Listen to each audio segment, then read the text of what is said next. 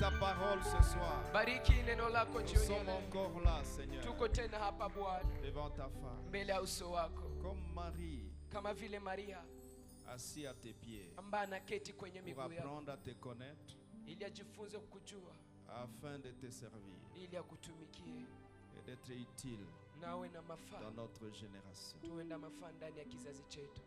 Merci, Saint-Esprit. Asante Roho Mtakatifu, Merci, mon Rédempteur. asante mkombozi wangu. Prends tout en contrôle. Wendo kaongoze mambo Que yote ta sainte présence remplisse ces lieux. na uwepo wako mtakatifu jaze hekalu hili. Rencontre nos cœurs. Wendo kakutane na mioyo Ouvre nos zetu, esprits. wendo kafungue roho zetu, Rends-nous favorables à ta parole. wendo katufanye tuwe na kibali kwa neno lako. Je soumets à l'obéissance à Christ Natiisha chini ya tout utiifu wa esprit et toute Kristo, chair. kila roho na kila mwili, Au nom de kwa Jésus, jina la Yesu. que tout te soit soumis Yote yenekatishwe mbele dans zako, les cieux, mbinguni, sur la terre et sous la duniani terre, na chini ya dunia, dans ces quartiers, ndani ya eneo hili, sur cette vallée, kwenye bonde en ce hili, moment, kwa wakati que huu, tout te soit soumis. yote yenekatishwe Au chini nom de yako, Jésus, kwa jina la Yesu. Amen. Amen.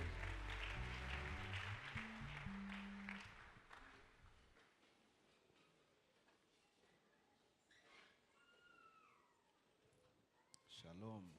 Amani iwe nanyi. Shalom. Amani iwe nanyi. Je peux bien vous entendre. Shalom. Shalom. Vous savez, plus nous avançons, Dieu est en train de confectionner quelque chose dans notre vie. Unajua zidi tunaendelea, Mungu iko natengeneza kitu ndani ya maisha Tu yetu, seras surpris qu'à un moment donné de ta vie, na utashangaa tu kwa vas wakati fulani wa commencer à maisha yako, t'étonner de la manière dont tu fonctionnes. utaanza kushangaa jinsi uko natumika, Parce que Dieu aura fait quelque chose. sababu Mungu atakuwa ametenda jambo, Et tu seras heureux na utakuwa mwenye heri d'être devenu beaucoup plus efficace kuwa tena na nguvu zaidi pour toi-même, kwa ajili yako mwenyewe, mais aussi pour Dieu. lakini kwa ajili ya Mungu pia. Alléluia. Amen. Souvent nous naviguons dans la vie Mara tunakuwa tukitembea maishani et nous sommes choqués par nous-mêmes. na tunakuwa tunasikia uchungu sababu Certaines yetu fois nous wenyewe, sommes énervés par nous-mêmes. na mara ingine tunakasirika sababu ya Quelquefois sisi quelqu'un a wenyewe, eu à se donner un coup de poing. na mara moja unaweza kujipiga Nous ngumi disons, vous mwenyewe, croyez? na tu peux dire tu es comment.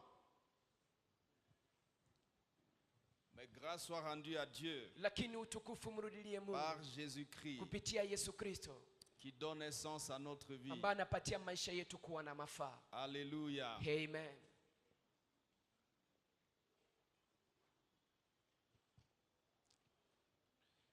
Je me souviens dans le passé, Nakumbuka wakati uliopita,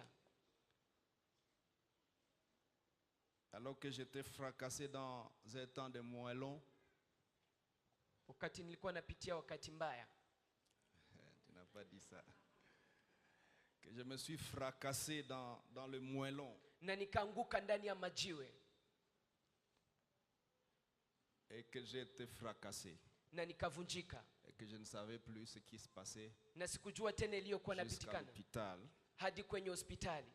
Plusieurs années plus tôt, Miaka kidogo, ma vie allait s'arrêter là.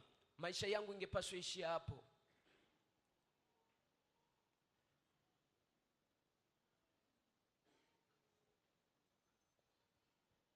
Mais Dieu n'a pas permis. lakini Mungu hakuruhusu, Parce que sababu il savait alikuwa anajua que quelqu'un dans cette salle ya kwamba kuna mtu ndani ya hii chumba avait besoin de ce jour. aliyekuwa na hitaji ya siku hii ya leo.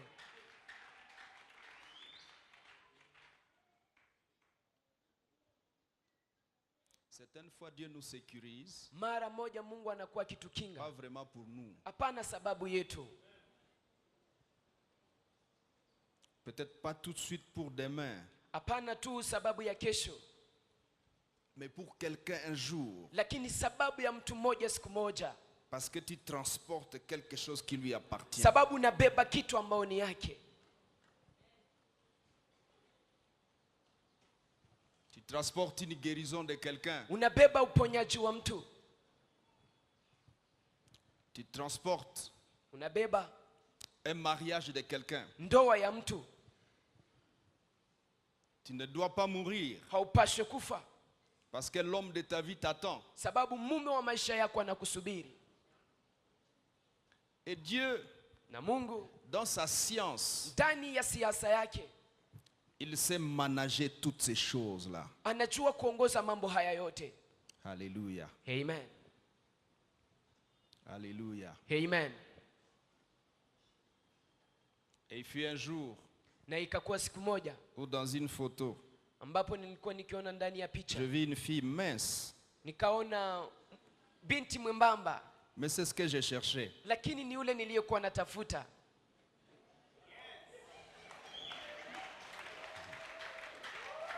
Et puis, Na kisha finalement, cela arriva. kwa mwisho ile ikafika 6 ans plus tard, miaka 6 baadaye, des fiançailles. uchumba.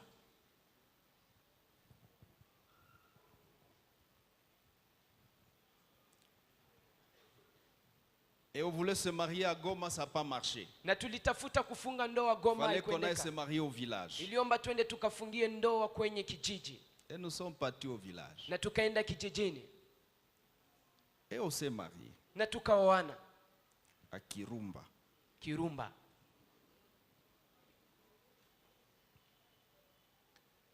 Et puis nous avons fait la fête Na kisha tukafanya karamu à Kirumba.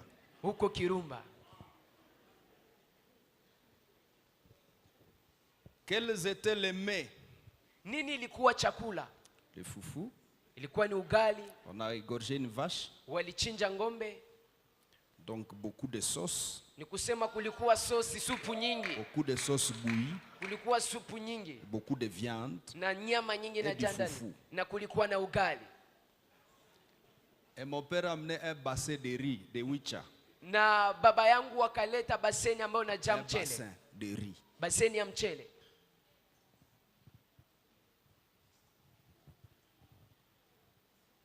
Et ce bassin de riz a fait la fête parce que beaucoup de gens n'avaient pas mangé le riz, ça faisait longtemps. Na Dans hii cette baseni ya zone-là. mchele kafanya karamu, sababu watu wengi walikuwa wanafanya siku Et nyingi bila kula c'était ça la mchele. fête. Na hii ndio Le iliyokuwa riz. karamu, wali mchele. Et ma mère de Kiwanja Na mama yangu Kiwanja était aussi venue à la fête. alikuja kwenye karamu, Elle m'a gardé pendant 4 ans, amenichunga muda wa miaka 4, 81 à 84. mwaka 81 hadi Elle a 84. fait du potage. Akatengeneza mchuzi. C'était ça les mets sur notre table. Na hii ndio iliyokuwa chakula kwenye meza yetu. Après avoir mangé le foufou et tout ça, le Kisha kula potage est ugali arrivé. na ile mambo yote, tukakula mchuzi sasa. Et le potage Na mchuzi huyo était sur le plat. ilikuwa kwenye sahani, Mais il n'y avait pas de cuillère. lakini hakukuwa kijiko. Et nous avons bu Na tulikunywa le potage hiyo mchuzi sous le voile. tukiwa tunavaa rusungi.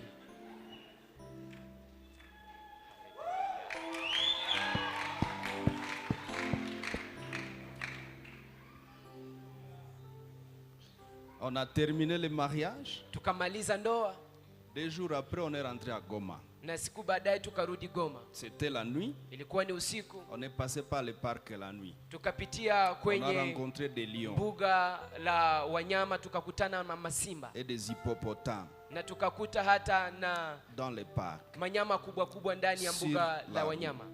Kwenye On njia devait éteindre le phare et attendre un peu, tungepasha simisha taa za gari na kusubiri de kidogo, peur que le lion ne se fâche. ili simba zisiweze kukasirika. Et quand il finissait de passer, Walipomaliza kupita, on continuait la route tukaendelea na safari jusqu'ici. mpaka hapa. Et hier, ça faisait 25 ans Na jana ilifanya miaka 25 que nous sommes là. ambapo tuko hapa. Et Dieu nous a bénis avec 6 enfants. Mungu ametubariki na watoto 6, 3 garçons, vijana 3 3 filles. na binti 3. Seigneur, pourquoi tu fais tout ça? Bwana, sababu gani unafanya haya yote? Il y a une destinée Kuna hatima qui ne fait que commencer. ambayo tu iko naanza. Souvent quand on parle 25 ans, Mara tunapozungumzia miaka 25, les gens pensent que c'est beaucoup. watu wanafikiria kwamba ni nyingi. Mais c'est comme hier. Lakini ni kama jana. Je crois que Papa Kilote est d'accord avec moi. Nawaza Papa Kilote Toi, tu dois anakubaliana avoir nami. 30 quelque chose ou 40. Ok. Ça paraît hier. Inaonekana kama jana. Alléluia. Amen. Le jour où on voulait fixer la date du mariage, Siku ambao tulitafuta kuweka tarehe ya ndoa, j'ai voulu prendre la date de naissance de ma femme. nikatafuta kuchukua siku ya kuzaliwa kwa mke wangu. C'était le 6 mars. Ilikuwa ni tarehe 6 mwezi wa 3.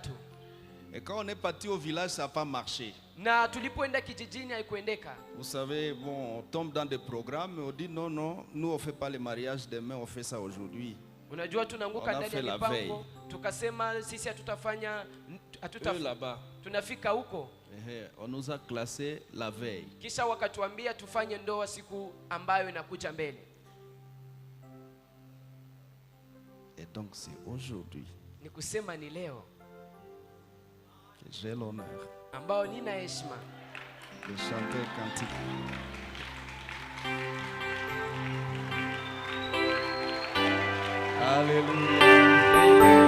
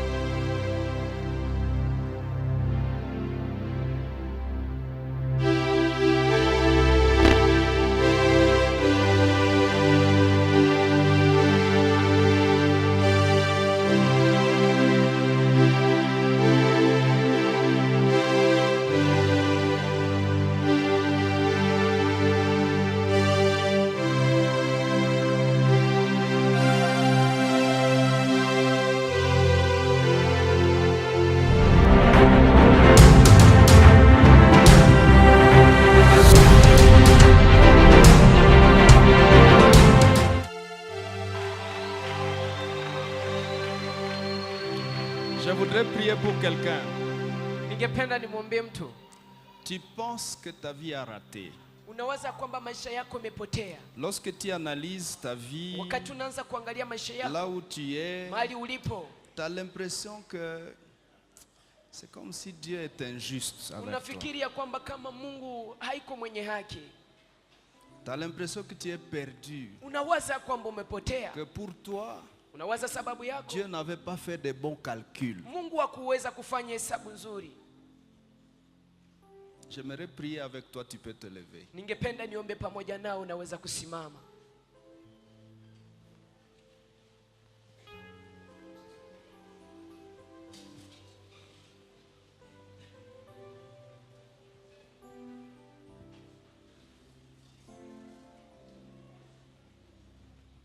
Lève ta main. Nyosha mkono wako. Père Céleste, Baba wa mbingu,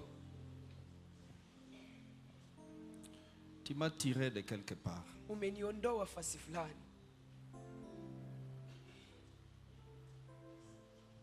Mon frère et ma sœur aussi, Ndugu yangu na dada yangu pia, tu l'as tiré de quelque part. nayo ulimuondoa fasi moja. Parce qu'il est en ces lieux, Sababu iko mahali hapa, tu fêtes que tu l'as sauvé. sababu ulimuokoa. Elle est donc déjà candidate Ni kusema yeye ni kandidati à un avenir de gloire. kwa kuwa na ujao wa utukufu. Je prie au nom de Jésus Naomba kwa jina la que Yesu, tout ce qui était encore obstacle yote ambayo ilikuwa ingali ngome sur son parcours kwenye safari yake s'arrête yende aujourd'hui kasimame au leo nom de kwa Jésus. jina la Yesu, Au nom de kwa Jésus. jina la Yesu, Au nom de kwa Jésus-Christ. jina la Yesu Kristo. Les forteresses maléfiques, Ngome mbaya, les forteresses diaboliques, ngome za kishetani je les démolis au nom de Jésus. ninaziharibu kwa jina Les la Yesu. jougs méchants, Zile nira des mbaya aïeux, za des wababu, paroles méchantes qui ont été maneno prononcées mabaya sur lui. yaliyotamkwa juu Peut-être il yake. savait, Sanzi moja peut-être il anajua, ne savait pas. sanzi moja hasijui. je le déclare annulé au nom Naamua de ya Jésus. kwamba inaribishwa kwa Et je jina la prie Yesu. Na naomba Pour ta grâce, neema pour yako les erreurs kwa ajili qu'il a ya commis, makosa qu'elle a aliyoyafanya commises ambayo et qui aliyoifanya ont produit ces na résultats. ambayo ilileta matokeo Dieu de haya. miséricorde, Mungu wa rehema, Pardon, samahani, pardonne-le, umsamehe, pardonne-la, umsamehe, accorde-lui une nouvelle chance. umpatie tena bahati mpya.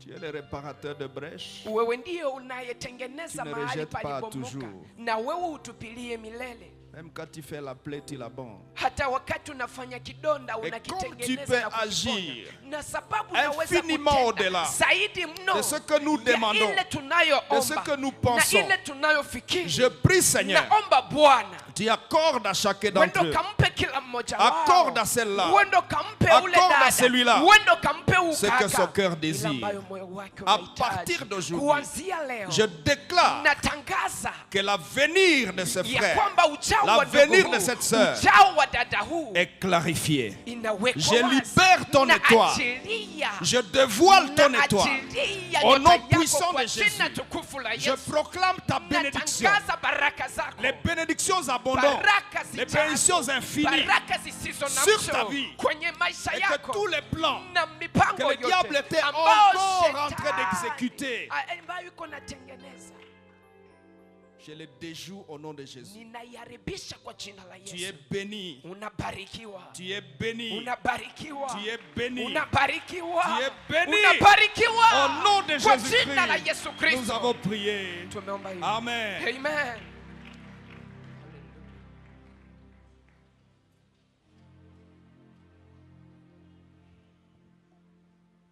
Alléluia. Amen.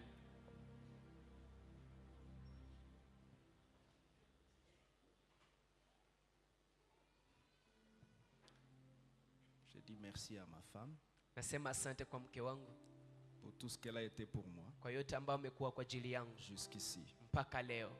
Que Dieu te bénisse. Mungu akubariki mama.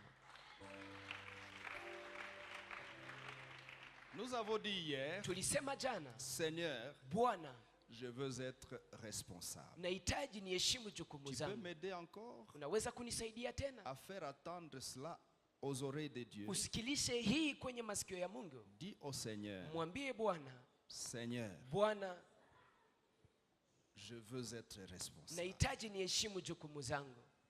Tu peux le lui dire? Unaweza kumwambia naye?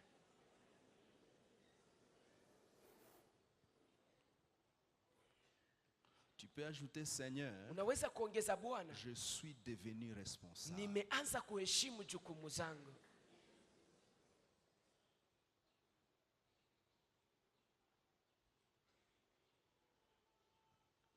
La vie que nous menons Maisha tunayoyaishi réussit à inafanikiwa la mesure kwa kipimo de la conscience de notre destinée cha dhamiri ya hatima yetu et de la responsabilité na ndani ya jukumu à s'inscrire dans cette destinée kujiingiza ndani ya hatima hiyo pour l'accomplir efficacement et effectivement. ili uitimize kwa nguvu na kikamilifu.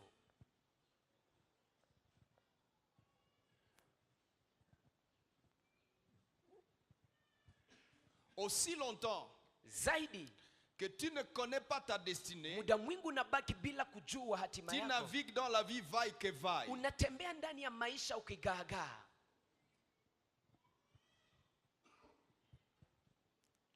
Et lorsque nous évoluons vaille que vaille dans na la vie, tunapoendelea tukigagaa ndani ya nous maisha, sommes candidats à la stagnation. sisi ni wakandideti kubaki fasi moja.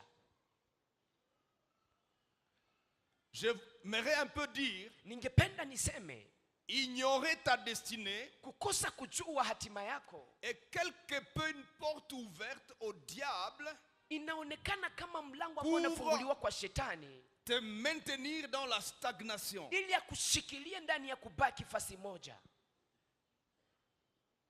Je vais ajouter, Nitaongeza, l'un des objectifs maléfiques du moja diable, ya lengo mbaya za c'est shetani d'empêcher aux enfants de Dieu ni kusuwiza de watoto wa Mungu connaître leur destinée wajue hatima yao, pour qu'ils soient une proie facile ili wakuwe mateka à ambao la itakuwa stagnation. teketeke kwa kubaki fasi moja.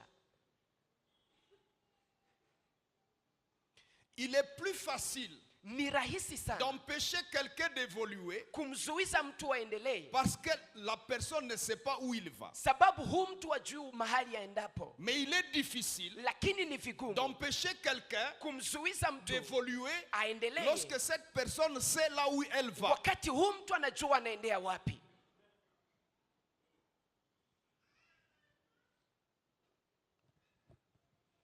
Les personnes qui savent où ils vont Watu wanaojua wanaendea wapi sont efficaces dans leur course wanakuwa na nguvu ndani ya à safari la yao mesure kwa kiwango d'une perception efficace ya mtazamo wenye nguvu de la destination. ya mwelekeo. Non seulement cela, Hapana tu hiyo, mais aussi une perception efficace lakini mtazamo de la wenye nguvu rémunération. ya thawabu. C'est-à-dire, quand je suis en train de me diriger dans telle direction, Ni kusema ninapoendea ndani ya mwelekeo fulani, voici tazama la rémunération. malipo, Voici ce que je vais récolter. tazama nitakayoivuna. J'ai essayé de dire hier Nilipima kusema jana que la rémunération ya kwamba malipo est multiple et holistique. inakuwa kwa ngambo nyingi.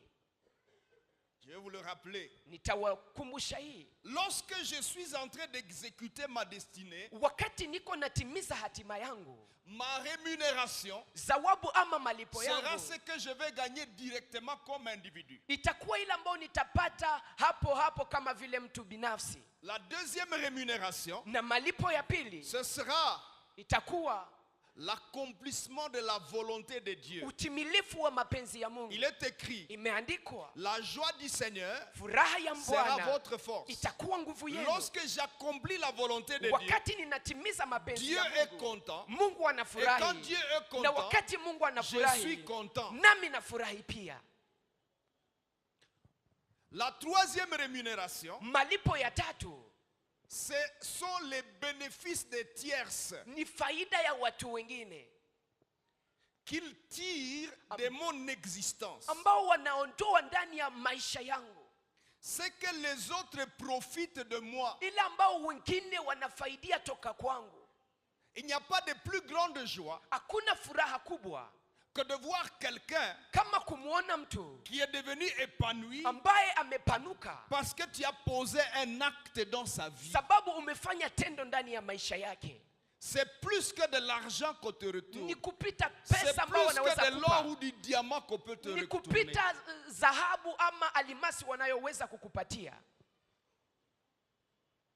Lorsque les hommes et les femmes gagnent de ta vie, Wakati wanaume na wanawake wanafaidia maisha c'est une yako, forte récompense. inakuwa ni malipo makubwa. Lorsque tu te rends compte Wakati que tu es unagundua utile pour les autres, ya kwamba unafalia watu wengine, c'est une forte récompense. inakuwa ni malipo makubwa. Le verset est vrai. Kinyume ni kweli.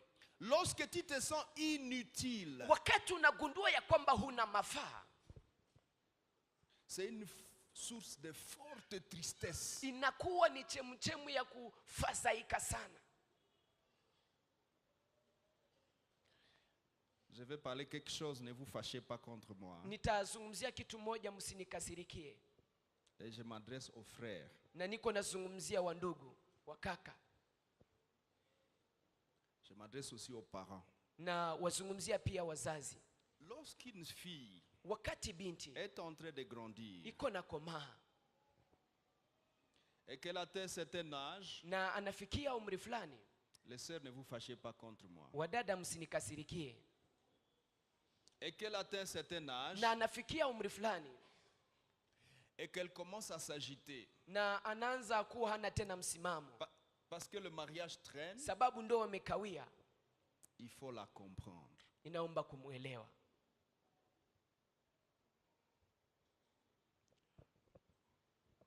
Certains adultes ne se rendent pas compte de ça. Watu wazima wamoja mara hawagundui hii jambo, Mais je donne aux archois l'opportunité de comprendre cela. lakini nawapatia wanamemba wa kanisa hii wakati ya kuielewa.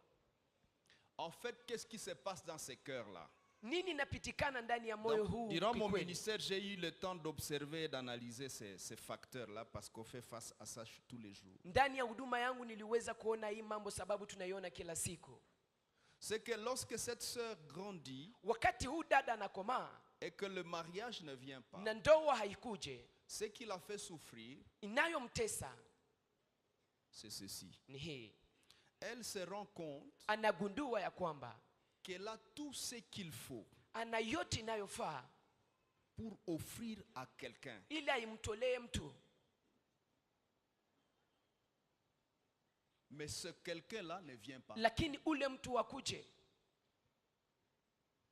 Elle sent en elle-même Anasikia ndani yake qu'elle peut mwenyewe donner des enfants. anaweza kuzaa watoto. Elle sent en elle-même Anasikia ndani mwake qu'elle peut bien choyer un mari. ya kwamba anaweza kumchunga vizuri mume.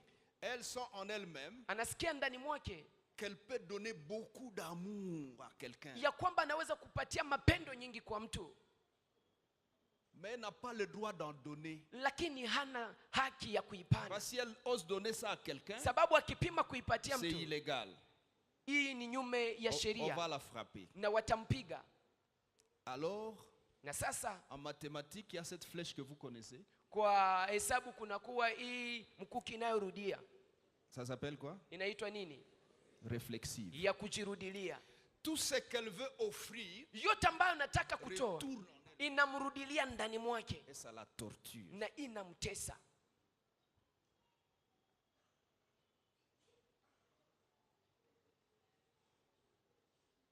Je dis vrai? Nasema kweli? Les sœurs se taisent. Wadada wananyamaza. Pourquoi je dis cela? Sababu gani nasema hiyo? Parce que frères, sœurs, Sababu ndugu, dada na kaka, j'aimerais mieux dire frère et papa ningependa niseme kaka na baba et maman, na wamama, apprenons à comprendre nos sœurs. tujifunze kuelewa wadada wetu, Kuwachukulia. les supporter. Je ne suis pas en train de dire apprenons à prendre leur amour, non. Siko nasema tujifunze kuchukua upendo wao, hapana. Mais le minimum que nous pouvons faire, c'est de comprendre ce dont elles souffrent. Lakini ile ambayo tunaweza kufanya ni kuelewa ile inayowatesa Et d'avoir une attitude correcte. na tukuwe na hali nzuri. Quelquefois, on les méprise. Mara tunakuwa tukiwadharau, Surtout les jeunes mariés. sana sana wale ambao ceux- wanakuwa celles qui wamesha sont fanya déjà ndoa mariés. ama wale ambao On a wameshafunga un ndoa, regard. tunakuwa tukiwaona na dharau. Tazama pete yangu, C'est pas bien. sio vizuri. Si tu as eu la grâce de te marier, Kama umepata neema ya kufunga ndoa, bénis Dieu. umbariki Mungu. Si cette grâce n'est pas encore arrivée Kama hiyo neema haijafika à ta sœur, kwa dada yako, comprends-la, umuelewe, aime-la umpende et soutiens-la. na umsaidie. Pour les frères, Kwa ajili ya wakaka ça ne s'applique pas. haiwezi kukamata, Parce que le frère sababu ndugu décide de se marier quand ils voudront. anaamua kuoa wakati anataka. Donc si tu veux te marier, Kama unataka kufunga ndoa, tu ne nous diras pas hautatuambia que tu veux donner ton amour à quelqu'un ya kwamba unahitaji kupatia upendo wako kwa mtu et que tu manques quelqu'un à qui donner ton amour. na kwamba unakosa mtu ambao utampatia ile Le upendo wako. problème, c'est toi. Shida tu ni wewe. Mais pour les sœurs, Lakini kwa wadada elles attendent wanasubiri que le mari de leur vie arrive. mume wa maisha yao afike. Mais il se peut que ce mari est en Amérique. Lakini inawezekana mume huu yuko Marekani. Jusqu'à ce que Dieu va arranger les circonstances et le temps. Mpaka wakati Mungu atatengeneza wakati na Pour nyakati qu'ils se rencontrent. ili wakutane. Alors le mariage sera là. Na sasa ndoa itafika. Mais avant que ça arrive, lakini mbele haijafika, portons-la. Tumbebe. Si vous êtes d'accord, dites Amen. Kama mnakubaliana msema amina.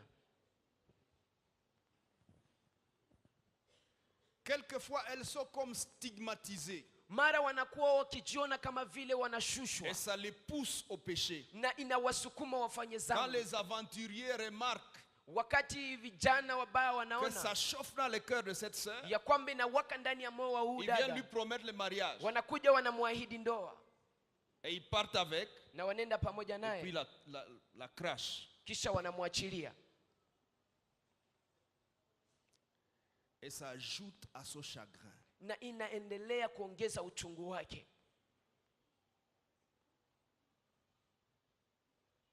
Amen. Amen.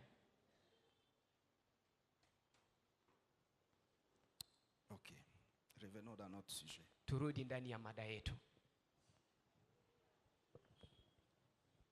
Prenez quelques textes. Mchukue andiko fulani. Vous avez déjà Ésaïe chapitre 52. Mmeshakuwa na Isaya 52 verset 13 à 15. mstari wa 13 hadi 15. Vous avez déjà Apocalypse 5 verset 1 à 14. Mmeshakuwa na Ufunuo 5:1 hadi 14. Maintenant ajoutez Josué Sasa chapitre muongeze 1 Yoshua verset 1 à 10. 1:1 hadi 10. Et Juge chapitre 13 verset 5 et puis verset 24. Na Waamuzi 5 na 24. Et puis chapitre 14 verset 3. Verset 1 à 3. Mstari wake wa kwanza hadi 3. Et puis ajoutez Hébreux 11 24. Kisha muongeze Waebrania 11 mstari wa 24. Nous avons parlé hier Tumezungumza jana longuement sur le besoin juu ya hitaji de percevoir kutazama notre destinée, hatima yetu de s'y impliquer, na kujingiza ndani, et qu'il est efficace na inakuwa na nguvu lorsque nous avons perçu notre destinée wakati tumeona hatima yetu et que nous nous trouvons quelque part na tunakuwa fasi moja entre la conscience et la destinée et la destination. kati ya zamiri Il y a kujua un hatima voyage. na mahali tunaendea. Kuna Il y a safari, une marche. kunakuwa safari. Pourquoi parlons stagnation? Sababu gani tunazungumzia kubaki fasi moja? Stagnation, c'est en rapport avec un voyage à faire, à Kubaki effectuer. fasi moja inalingana na safari ambayo C'est par utaifanya. rapport à une destination où il faut arriver. Ni kufuatana na mwelekeo ambao shetu ufikie hapo. Pourquoi dirons-nous stagnation? Sababu gani tutasema kubaki Parce que fasi celui moja? qui devait partir d'ici, Sababu mtu ambaye angepaswa Jusqu'à kutoka hapa là-bas, mpaka huko, après une année, 2, 3, 5, 20 ans, kisha mwaka on le moja, retrouve 5, toujours 20, soit ici, wanamkuta angali hapa soit sasa juste moja, dans les parages. ama angali hapa tu pembeni. On dit, toi tu stagnes. Wanasema wewe unabaki fasi moja.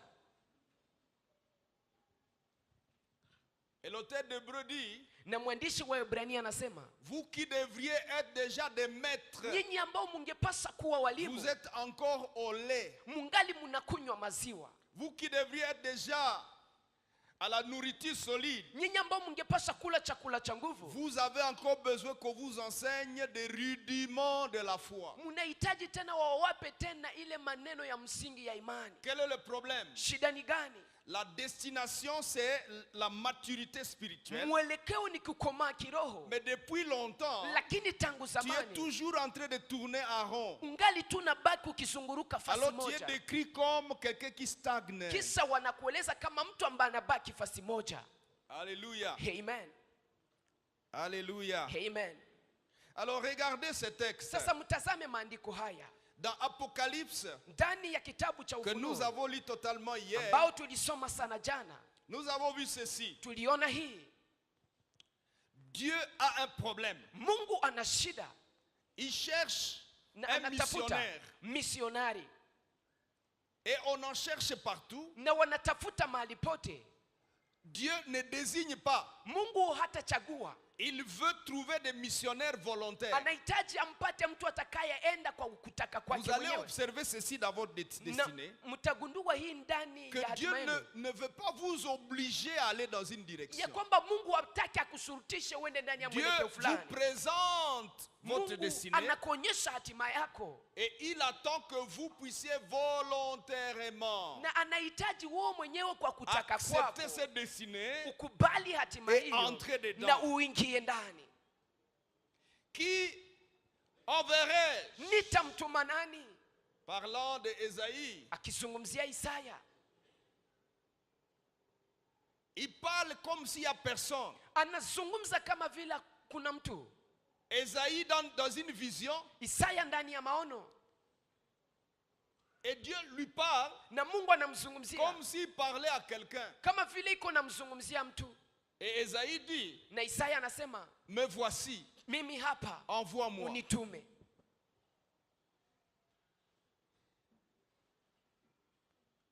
Me voici, Mimi hapa, envoie-moi. unitume. Jésus de même, Yesu vile vile, au ciel, dans la gloire, mbinguni ndani ya utukufu, Dieu cherche quelqu'un pour aller sauver l'humanité. Mungu anamtafuta mtu kwa kuokoa ulimwengu. Et quand on n'en a pas trouvé, Na wakati hawakumpata, le Fils dit, mwana anasema, je vais au Père mimi nitaenda Baba pour faire ta ili volonté. nitimize mapenzi yako. Et il descendit sur la Na terre. kashuka hapa duniani, Il naquit, comme vous le savez. akazaliwa jinsi Il mnavyojua, monta à Golgotha. akapanda msalabani Il acheva Golgotha, sa mission. na akamaliza kazi Et à la yake. croix, il déclara, Na msalabani akasema, tout est accompli. yote imetimilika. On l'a mis dans la tombe. Wakamuweka ndani ya Il kaburi ressuscita. na akafufuka. Il venait de former des gens pour 3 ans et demi. Alikuwa amesha kuwafunza watu kwa miaka Il 3 dit na à ces nusu, gens-là, na akawaambia wale tout watu, pouvoir m'a été donné dans les cieux et sur la nimepewa terre. uwezo wote duniani na mbinguni. Allez, Endeni faites toutes les nations mes mfanye disciples. mataifa yote kuwa wanafunzi wangu. Et puis il monta au ciel. Na kisha akapanda mbinguni.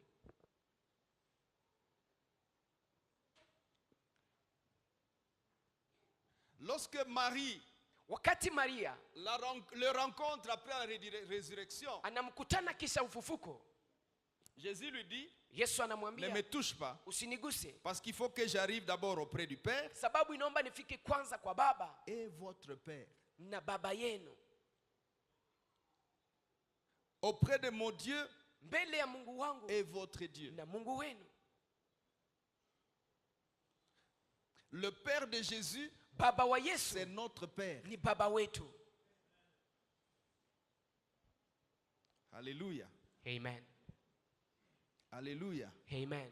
Si le Père de Jésus a été efficace avec Jésus, Kama Baba wa Yesu alikuwa anatumika na nguvu pamoja na Yesu, au point que la destinée de Jésus s'est accomplie efficacement et totalement, hata hatima ya Yesu ikatimilika na Jésus nguvu dit, na kwa ujumla. Yesu c'est anasema, aussi votre Père. Yesu anasema ni Baba yenu pia.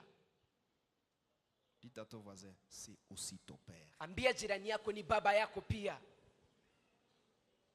Ce qu'il a fait avec notre grand frère Jésus, Aliyofanya pamoja na mkubwa wetu Yesu, il veut le faire avec toi et moi. anahitaji aifanye pamoja nawe pamoja nami.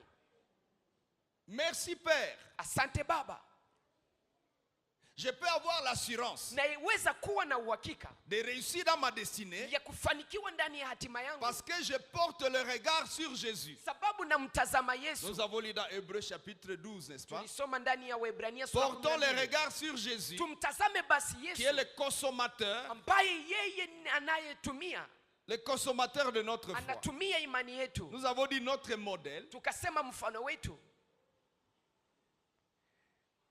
Pourquoi il est notre modèle? Sababu gani yeye ndiye mfano Il wetu? a fait un parcours Alifanya safari dans lequel c'est notre tour. ambamo sasa ni sisi kufanya hii safari. Nous pouvons nous référer Tunapaswa kutazama à mfano, ce à quoi il s'est référé nini ambayo aliona kama mfano, et obtenir na tupate les résultats qu'il a obtenus matokeo ambayo aliyapata dans l'exécution ndani ya kutimiza de notre parcours, de safari notre yetu destinée. ya hatima yetu. Maintenant, dans les textes que je viens de vous donner, Sasa ndani ya maandiko ambayo nimewapatia, regardez, mtazame. j'essaie de parler du contraste niko nazungumzia juu ya utofauti kati ya watu fulani fulani face à la destinée. mbele ya hatima yao. Je prends le premier cas. Ninatachukua mfano wa kwanza. Dieu dit à Josué, Mungu anamwambia Yoshua au chapitre 1er, kwa mstari wake wa sura ya kwanza, verset 6. mstari wake wa 6. Vous pouvez voir ça? Unaweza kuiona pamoja nami?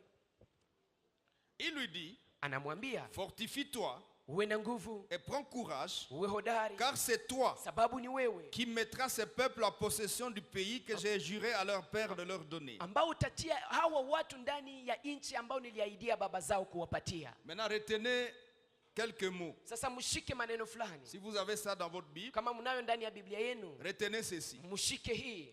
Car c'est toi maana ni wewe qui ambaye mettra atakayetia ces peuples hawa en watu possession du pays. kumiliki nchi. Vous avez retenu ça? Mumeshika hii? Lorsque Josué a compris sa destinée, wakati Yoshua alielewa hatima yake, voici comment Josué passe à l'action. Tazama jinsi Yoshua anatumika. Verset 12. Mstari wa 12. Verset 10-11. Mstari wa 10 na 11. Josué donna cet ordre aux officiers du peuple. Yoshua akatoa amri hii kwa wasimamizi Deux wa watu. points. Nukta 2. Parcourez les camps. Mwende mkapite ndani ya Et voici kambi. ce que vous commanderez au peuple. Na tazama mtakayoamrisha watu. Préparez-vous des provisions. Mjitayarishie Car dans akiba. 3 jours, vous Sababu ndani ya siku passerez tatu ce Jourdain mtapita hiyo pour Yordani aller conquérir le pays dont l'Éternel, votre Dieu, vous donne en possession. ili mwende mkadhibiti nchi ambao Mungu wenu amewapatia kumiliki. Dieu dit, Mungu anasema c'est toi ni wewe qui vas mettre ce peuple ambao utatia hawa en watu possession kumiliki de sa destinée. hatima yake. Et quels sont les actes que Josué pose? Na matendo gani ambayo Yoshua Il anafanya? convoque les peuples Anaita watu pour qu'on aille en guerre, ili waende ndani ya pour vita, conquérir ili wadhibiti cette terre-là ile nchi et qu'on la prenne en possession. na waichukue waimiliki. Regardez un cas suivant. Mtazame mfano ufuatao. Juge. Waamuzi Vous tournez quelques pages, le livre suivant, chapitre 13, sura 13 verset 5. mstari wake wa 5. L'ange dit à la femme, Malaika akamwambia mwanamke,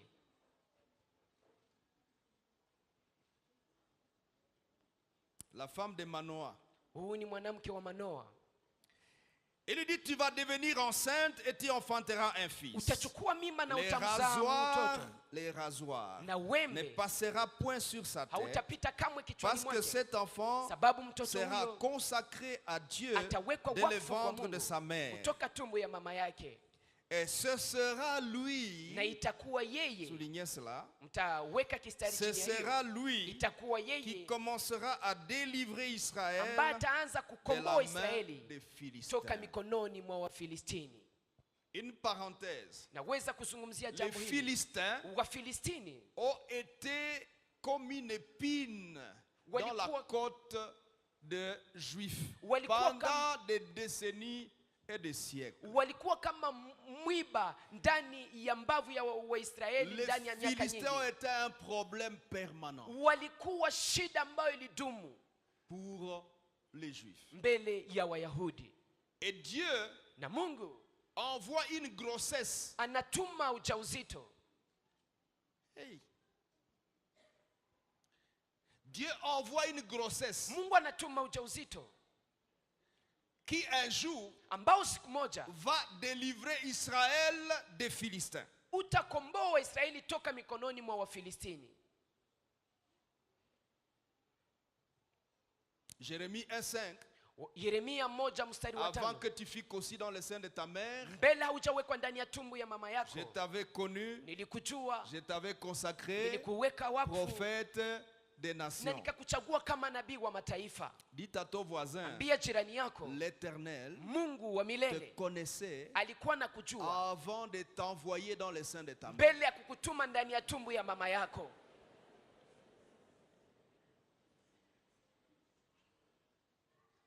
Dieu envoie une grossesse Mungu anatuma mimba avec une mission. akiwa na kazi. Je parle du contraste. Nazungumzia utofauti fulani fulani. Verset 24. Mstari wa 24. La femme enfanta un fils. Na mwanamke akamzaa mwana. Elle lui donne le nom de Samson. Na akampa jina Samson. L'enfant grandit. Mtoto akakomaa. Et l'Éternel le bénit. Na Bwana wa milele akambariki. L'enfant fait quoi? Mtoto akafanya nini? Grandit. Akakomaa. C'est-à-dire arrive à l'âge de commencer à exécuter sa mission. Ni kusema kafikia umri ya kuanza kufanya kazi yake ama kuishi hatima yake. Et l'esprit de l'Éternel, na roho wa Bwana, commençant à l'agiter, ikaanza kumtikisa à Makanedan, kwa Makanedani, entre Sorea et Estaol. Kati Zorea na Astaol. On n'a pas vu hawakuona Josué Yoshua agité par l'esprit. ambaye anatikiswa na Roho Mtakatifu. Pourquoi? Sababu gani? Il a été bien préparé Alitayarishwa vizuri entre les bonnes mains ndani ya mikono mizuri de Moïse. ya Musa. La Bible dit, Biblia inasema Josué ya kwamba Yoshua était au service de Moïse. alikuwa anamtumikia Musa. Et ça n'a pas fait 2 jours, 3 jours. Na hakuifanya kwa siku 2 ama siku 3. Donc il a été préparé Ni kusema alitayarishwa pour comprendre les choses de Dieu. ili aelewe mambo ya Mungu. De sorte que Hata lorsque viendra son tour, wakati yake itakapofika, même quand le Saint-Esprit hata kama Roho Mtakatifu va le remplir, itamjaza, il ne sera pas agité. hata tikiswa, Il sait de quoi il s'agit. anajua hii ni nini. Quelqu'un est avec moi? Kuna mtu iko pamoja nami? Samson commence Samsoni anaanza à exécuter ou désire commencer sa mission ou exécuter sa destinée. anaanza kutimiza hatima yake ama kazi yake. Voici ce qu'il pense Natazama ile ambayo et les nafikiria actes qu'il pose. na matendo ambayo anatenda. Chapitre 14. Sura 14. Samson descendit à Timna. Samsoni akashuka Timna. Il y vit une femme Na kaona mwanamke parmi mmoja les filles des Philistins. ambaye alikuwa miongoni mwa wabinti wa Et Wafilistini. lorsqu'il fut remonté, Na wakati alirudi, il déclara à son père et à sa mère, akamwambia baba yake na mama et il yake, dit, na kasema, j'ai vu à Timna une femme niliona Timna parmi binti les filles des Philistins. miongoni mwa wabinti wa Prenez-la Wafilistini. maintenant pour moi comme femme. Munichukulie kama mke wangu. Suivez-moi attentivement. Mnifuate kwa umakini. Josué, Yoshua, Dieu lui a dit, Mungu alimwambia, c'est toi ni wewe qui vas faire entrer ce peuple en possession du peuple. ambaye utaingiza hawa watu ndani ya kumiliki nchi niliyowahidia. Il a bien compris. Na kaelewa vizuri. Samson, Samsoni, Dieu lui a dit, Mungu alimwambia, c'est toi ni wewe qui vas délivrer Israël des Philistins. ambao utakomboa Israeli mikononi mwa Mais Wafilistini. quelles sont les formes d'initiative et d'action Lakini ni aina gani ya matendo que ces hommes en grande destinée ambao watu hawa ambao wana hatima kubwa vont poser watafanya pour commencer à exécuter l'appel de Dieu? ili waanze kutimiza wito wa Mungu? Josué Yoshua convoque l'armée. anaita majeshi. Samson Samsoni demande une femme. anaomba wampe mwanamke.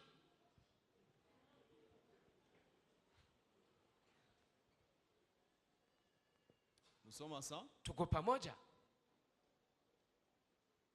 L'esprit commença à l'agiter. Roho ikaanza kumtikisa. Pourquoi nous demandons à l'église Sababu gani tunaomba kanisa de venir aux activités de l'église, wakuje kwenye mipango ya kanisa, d'accepter d'être encadré? wakubali kuongozwa? Parce que lorsque Dieu va commencer à faire des choses dans ta vie, Sababu wakati Mungu ataanza kufanya mambo maishani ça mwako, ne va pas t'agiter. haitakutikisa.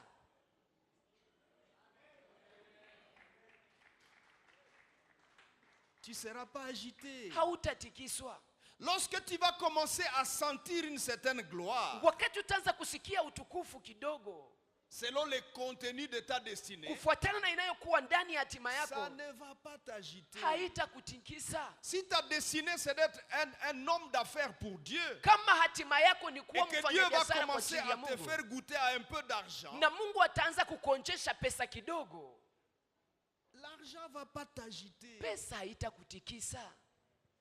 Parce que tu auras déjà compris à l'église sababu utakuwa umeelewa kanisani c'est quoi l'argent, pesa ni nini, pourquoi l'argent, sababu gani et pesa, pourquoi nous cherchons na l'argent. sababu gani tunatafuta pesa. Quelle est la finalité de l'argent? Mwisho ama lengo ya pesa ni nini? Mais lorsque nous rejetons Lakini la wakati prise en tunatupilia charge de l'église kufundishwa na kanisa et que nous entrons dans notre destinée, na tunaingia ndani ya hatima yetu, c'est comme ça que vous avez trouvé certaines personnes, ndio maana utakuta watu wamoja quand ils attrapent juste un emploi, wakati c'est anapata même tu pas son entreprise, kazi kidogo, sio hata kampuni c'est yake, même pas son entreprise. sio hata kampuni yake, Il a un salaire de $200. anakuwa na mshahara wa dola 200 tu, Ça commence à l'agiter. inaanza kumtikisa, Il na sait tena plus venir à msimamo, l'église. hawezi kuja tena kanisani, Il sait plus aller à la moquette. hawezi tena enda kwenye mrago kuomba, Il sait plus prier. hajui tena hata kuomba. Il est arrivé. Amefika, Quel est son problème? shida yake ni Il nini? n'a pas été bien préparé Hakutayarishwa vizuri pour affronter sa destinée. ili aweze kupambana na hatima yake Efficacement. vizuri. Tu peux encore dire, Seigneur, je vais être responsable. Unaweza kusema tena, Bwana, nahitaji niheshimu jukumu zangu. Alors, Sasa lorsque Samson dit à son père, wakati Samsoni j'ai anamwambia baba vu yake, une femme chez les Philistins, nilimwona mwanamke kwa Wafilistini, prenez-la pour moi. umnichukulie. Et il a fait ce jeu-là Na alifanya mchezo au huu moins 2 fois. mara 2.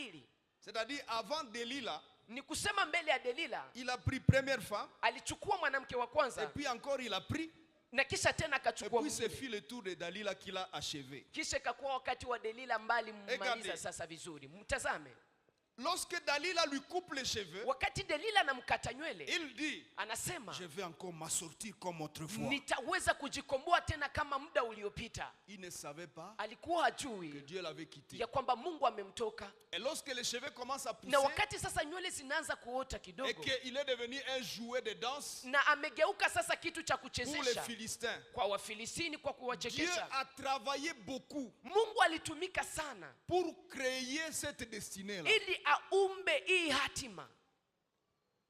Avant que tu ne naisses, Mbele hujazaliwa, Dieu a réfléchi. Mungu alifikiri, Dieu a imaginé. Mungu alitazama. Il y avait des hommes et des femmes en Israël pendant que Samson n'était pas né. Kulikuwa wanaume na wanawake Israeli wakati Samson alikuwa Dieu hajazaliwa, pouvait utiliser quelqu'un d'autre. na Mungu angepaswa kumtumia mtu Mais Dieu mwingine, a réfléchi. lakini Mungu alifikiri, travaillé. Mungu akatumika Il a initié Samson na akaanzilisha dans le Samsoni sein de sa mère ndani ya tumbu ya mama pour yake un objectif ili défini. afanye shabaha ambayo imewekwa. Laisse-moi te dire, Acha nikuambie, Dieu a réfléchi Mungu alifikiri avant que tu ne viennes sur la mbele terre. haujakuja duniani. Il a beaucoup travaillé. Alitumika Il a sana, imaginé aliona ce que tu dois être, ile ambayo unapaswa le kuwa. teint que tu vas avoir, Utapaswa kuwa na la rangi taille gani, que tu auras, kimo utakayokuwa les nayo, muscles que tu auras, nguvu utakayokuwa nayo, même le quotient intellectuel que tu devrais. hata akili utakayokuwa nayo. Et puis il a décidé de te faire tomber dans telle famille. Na kisha kamua kutie ndani ya jamaa fulani. C'est du grand boulot. Ilikuwa kazi Pour kubwa. arriver à quoi, Seigneur? Ili ufikie nini Bwana? Dieu te dit, Mungu anakuambia, j'ai un projet. ninakuwa na mpango. Dites à ton voisin, tu es un projet de Ambia Dieu. jirani yako, uko mpango wa Mungu. Alors ne le fais pas rater. Sasa usiipoteze.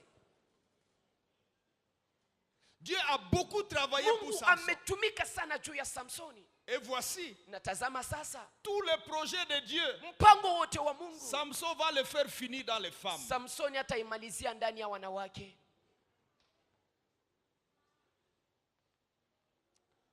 Tous les projets de Dieu, Mpango wote wa Mungu, Josué le fait finir dans quoi? Yoshua anaimalizia ndani ya Il nini? mobilise l'armée. Anaita majeshi, Nous allons au travail. anasema tutaenda kwa kazi. Ils sont responsables. Wanaheshimu Il leur jukumu dit, zao. préparez-vous pendant Anawaambia 3 jours. mjitayarishe muda wa siku Ça tatu. dit, c'est pas de l'aventure. Ni kusema sio mchezo. Nous allons faire entrer le peuple dans la terre. promise. Tutaingiza watu taifa ndani ya nchi iliyoahidiwa. Josué a accompli sa mission. Na Yoshua akatimiza kazi yake. Le peuple effectivement rentré dans la terre promise. Hakika taifa waliingia ndani ya nchi iliyoahidiwa. Samson par grâce, na Samsoni kupitia il a tué une poignée de gens dans une salle. Aliua watu ndani ya chumba waliokuwa pamoja. Les autorités, les princes et tout le monde des Philistins. Watu wakubwa, wasimamizi na wafalme wa Filisti. Lakini hakumaliza taifa zima. Si Samson avait agi selon les prévisions divines du parcours de sa destinée, Samsoni angepaswa kutumika kufuatana matayarisho ya Mungu ya hatima yake. Il allait recueillir beaucoup de résultats. Angepaswa kupata matokeo nyingi. Et la guerre avec les Philistins serait arrêtée. Na vita pamoja na Wafilistini ingekoma.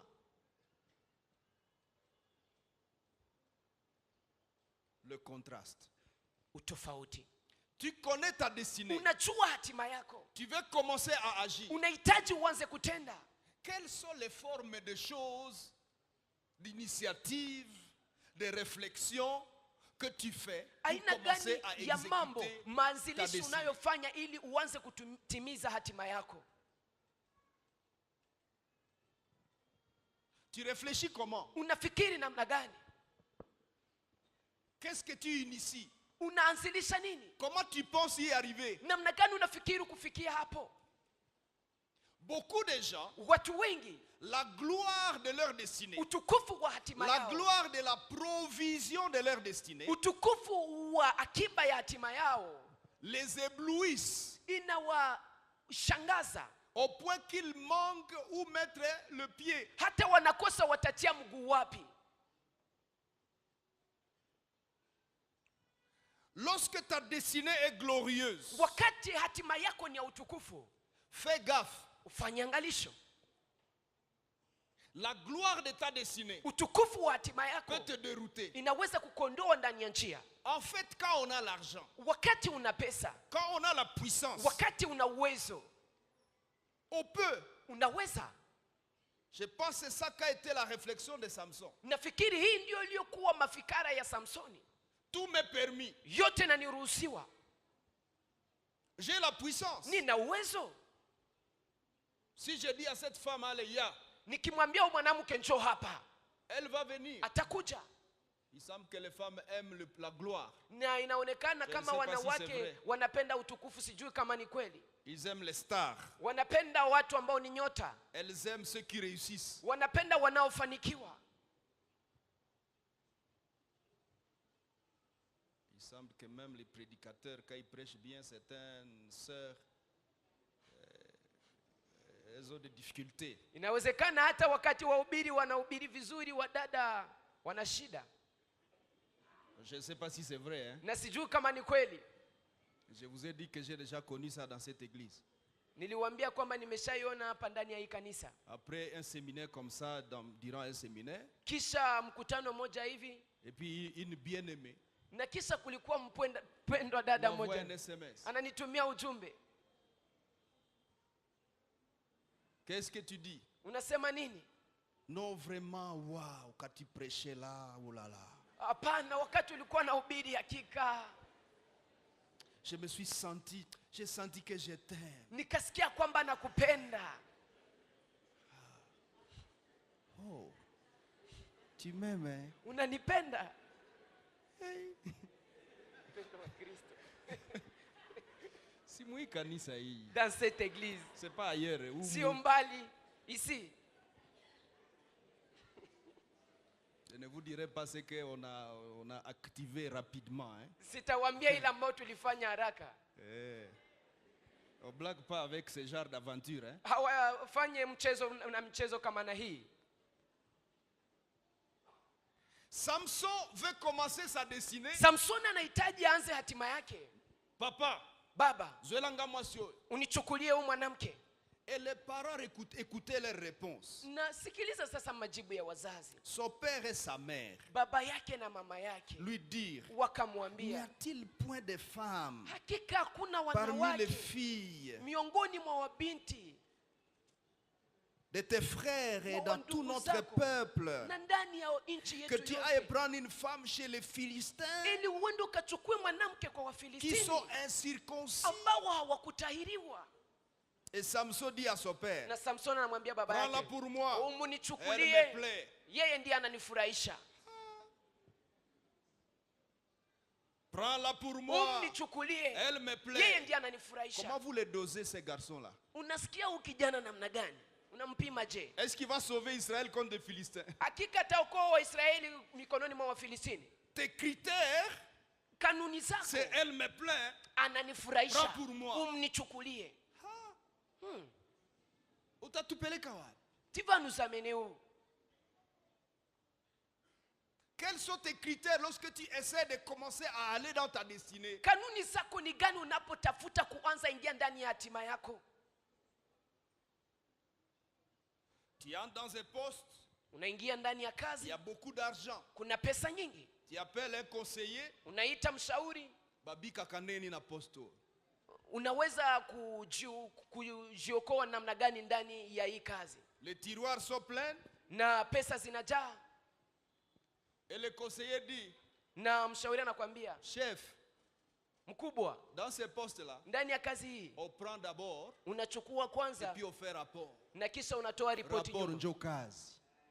Et tu, Ripoti ndio kazi, tu prends na unajichukulia, unaweka, et puis rien ne se fait dans ton ministère. na kisha kuna kitakachofanyika ndani ya huduma Mais il y a yako, des jolis rapports. lakini kuna kuwa ripoti nzuri.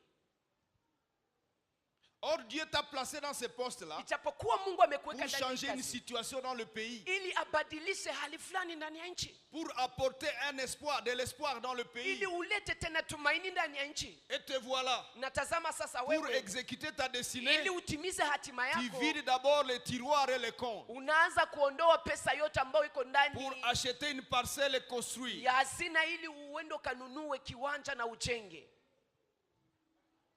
Comment tu vas dans ta destinée? Namna gani unaingia ndani ya hatima yako? Dieu te donne un ministère. Mungu anakupa huduma. C'est peut-être dans l'église. Sasa moja ni kanisani, Et quand on te responsabilise, na kisha tu wanapokupatia commences tu à kazi passer fulani, devant. unaanza kupita mbele.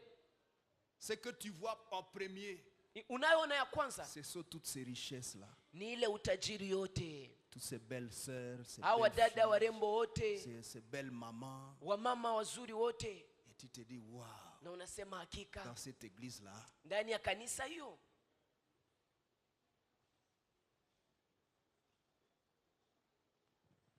Josué Yoshua convoquant le peuple akaita watu pour aller en guerre. ili waingie ndani ya vita. Samson Samsoni convoqua son père akamwitisha baba pour yake prendre une femme. ili wamchukulie mke, Son père lui dit, na baba yake anamwambia, cette approche-là hii kitu ne hii va pas nous aider à nous délivrer. haitatusaidia kutuokoa.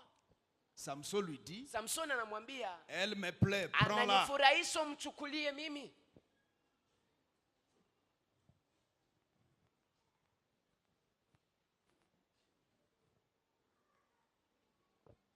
De tous les textes que nous avons parcourus Ndani ya maandiko zote tulizosoma depuis dimanche, tangu siku ya Mungu, vous pouvez ressentir les caractéristiques suivantes mnaweza kugundua pour ceux qui hali réussissent ifuatayo dans leur destinée, kwa wanaofanikiwa ndani ya hatima yao pour ceux qui échouent dans leur destinée. ama wanaoshindwa ndani ya hatima yao. Première caractéristique, Hali ya kwanza,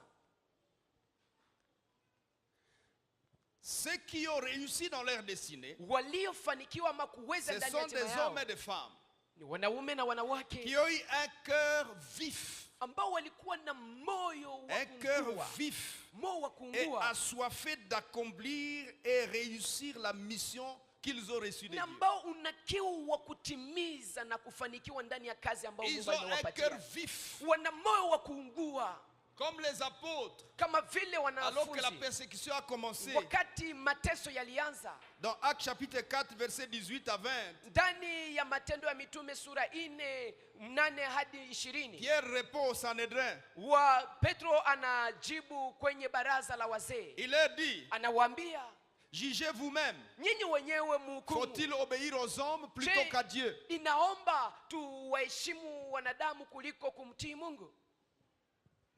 Verset 20. Mstari wa 20, Car nous ne pouvons pas sababu ne hatuwezi pas parler de ce que nous avons vu et entendu.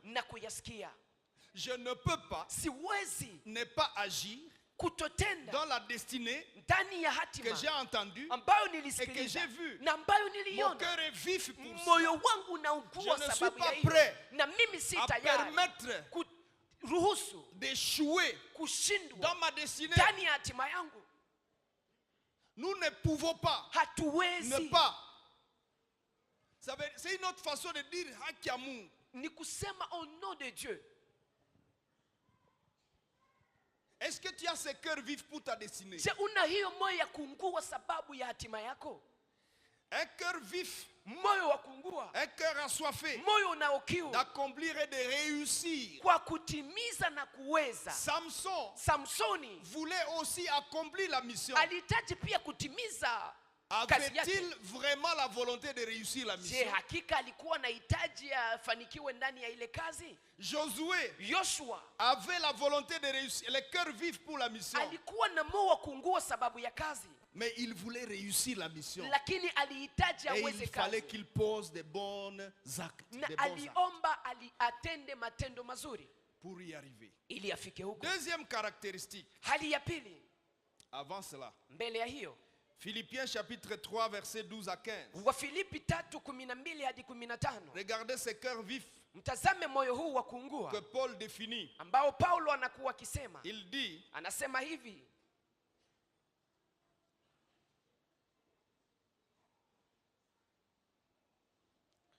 Philippiens chapitre 3. Wafilipi sura 3. Verset 12. Mstari wa 12. Il dit, c'est pas que j'ai déjà remporté le prix. Sio kusema nimeshachukua taji. Ou que j'ai déjà atteint la perfection. Ama nimeshafikia ukamilifu. Mais je cours bali nakimbia pour tâcher de le saisir. Ili niweze kuishika. Puisque moi aussi j'ai été saisi par Jésus-Christ. Frère, je ne pense pas l'avoir saisi. Mais je fais une chose, oubliant ce qui est en arrière, me portant vers ce qui est en avant. Je cours vers le but pour remporter le prix de la vocation céleste de Dieu en Jésus. Et puis il ajoute au verset 15, nous tous donc, qui sommes parfaits, nous tous donc, qui avons des destinées, faisons quoi?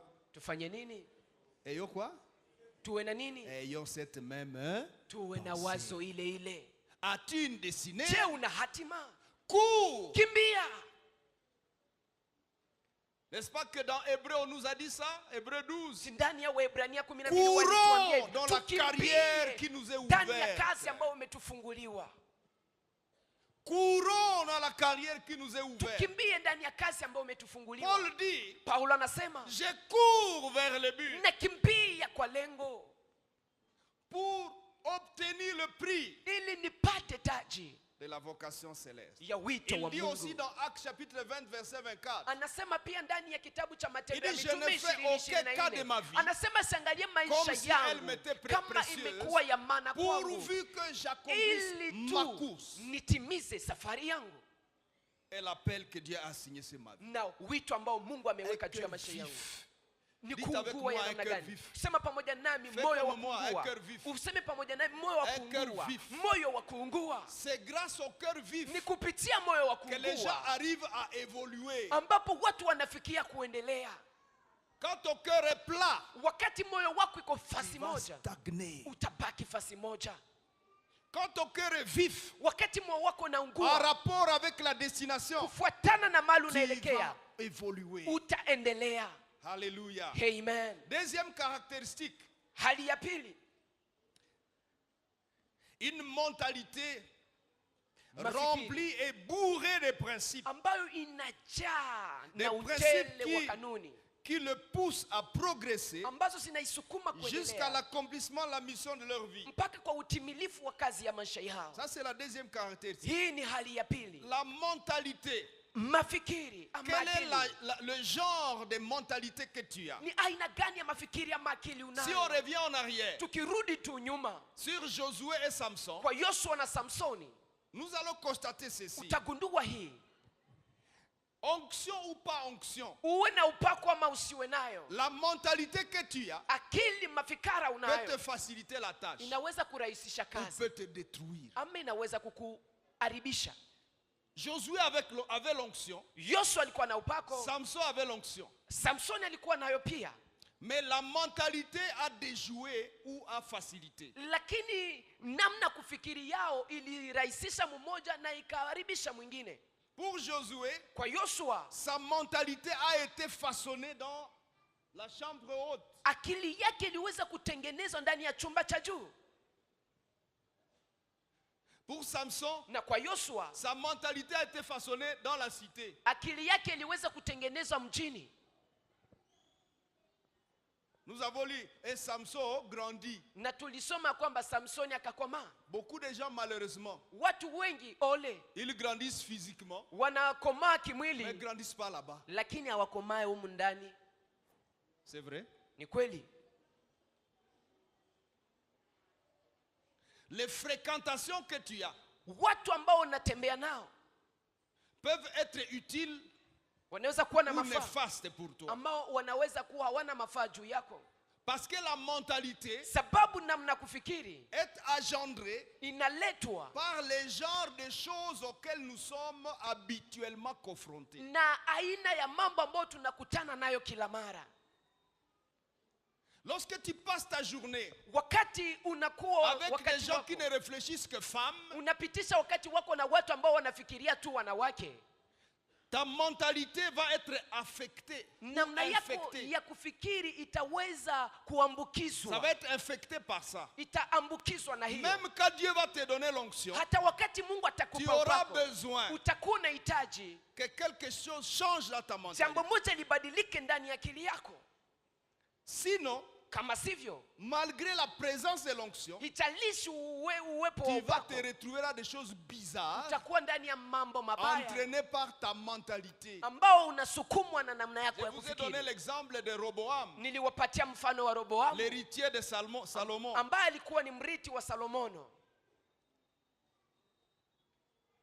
Dont la mentalité lui a fait perdre 10 tribus. Les 10 douzièmes de la nation. La mentalité. C'est pourquoi Paul dit dans Romains 12, 1 et 2, il dit soyez transformés dans le renouvellement de votre intelligence.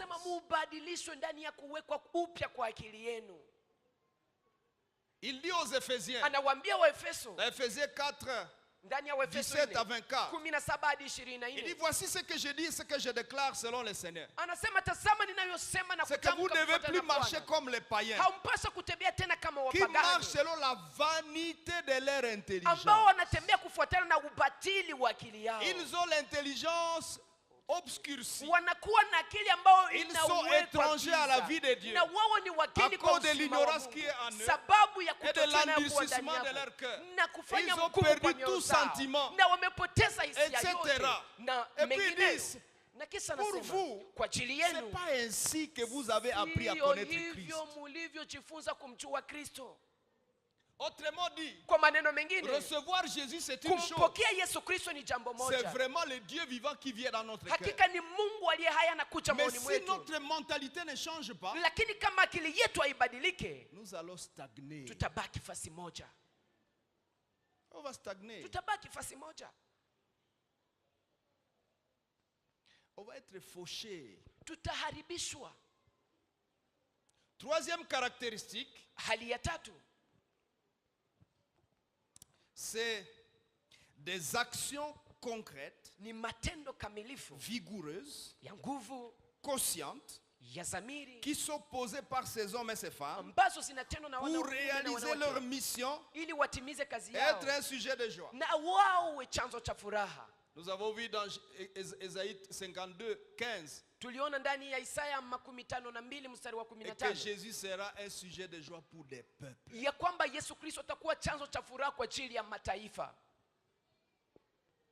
Les actions concrètes, les actions vigoureuses, les actions conscientes.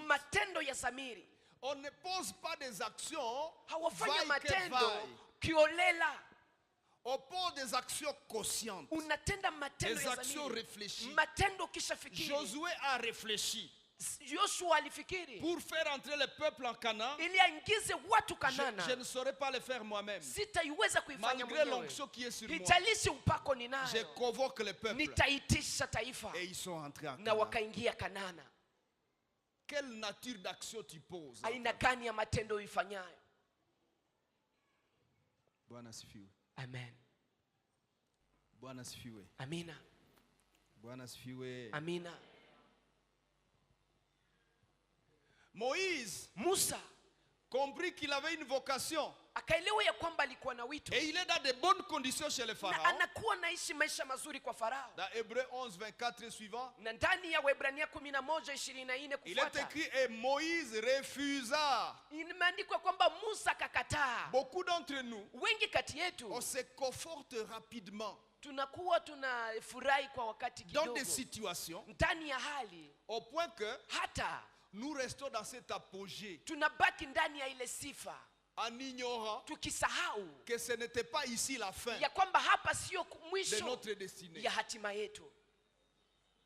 Il y a encore un voyage à faire. Kuna tena safari ya kufanya. Il y a encore des âmes à gagner. Kuna tena nafsi za kuwina. Il y a encore des églises à implanter. Kuna tena makanisa za kushimika. Il y a encore des missions à envoyer. Kuna tena misioni za kuendea. Il y a encore de l'argent à faire. Kuna tena pesa za kufanya. Des entreprises à ouvrir. Kuna tena makampuni za kufungua. Il y a encore des âmes à délivrer. Kuna tena unasa ambao il y a encore des nations à délivrer. Kuna tena mataifa ambayo il y a encore des grandes choses à réaliser. Kuna mambo makubwa ambayo sheti yafanyike. Mais comme autant maudit avec un petit salaire de $5,000, pamoja tuna mshahara kidogo ya dola 5,000, c'est fini. Basi on est arrivé. Umefika. Tu touches combien? Unapokea ngapi? $5,000. 5,000 ya dola.